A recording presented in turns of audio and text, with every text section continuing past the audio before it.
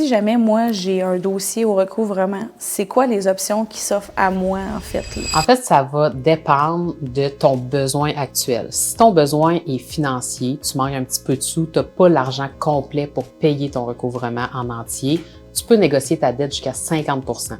Tu as une dette de 10 000, offre-leur 5 000 en partant. Ça, c'est vraiment le choix financier. Le choix un petit peu plus important, à mon avis, c'est le choix sur le score de crédit. Si par exemple, tu sais, un recouvrement qui va être inscrit à ton bureau de crédit, tu vas perdre entre 100 et 150 points.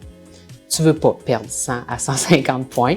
Donc, le choix du score de crédit, c'est vraiment de négocier avec l'agence, de dire, moi, je vous paie le recouvrement en entier, un petit surplus même s'ils sont réticents à cette option-là, mais je vous paye mon recouvrement à 100 %, conditionnel à ce que vous enleviez complètement, donc la suppression totale de l'archive publique du recouvrement à mon bureau de crédit. Ils vont l'effacer au complet, il n'y a aucun problème.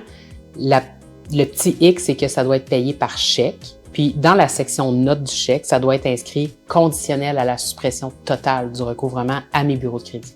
Dans ce cas-là, il y a une preuve. Évidemment, sur le chèque, c'est vraiment inscrit la note. Donc, il y a une preuve qu'à la réception du paiement, ils doivent supprimer totalement l'archive publique. Évidemment, le compte, si par exemple c'est un compte Vidéotron, le compte qui est au bureau de crédit en R9 va rester là quand même, mais l'archive publique va s'effacer complètement. Puis là, il va y avoir une récupération des points de 100 à 150 points.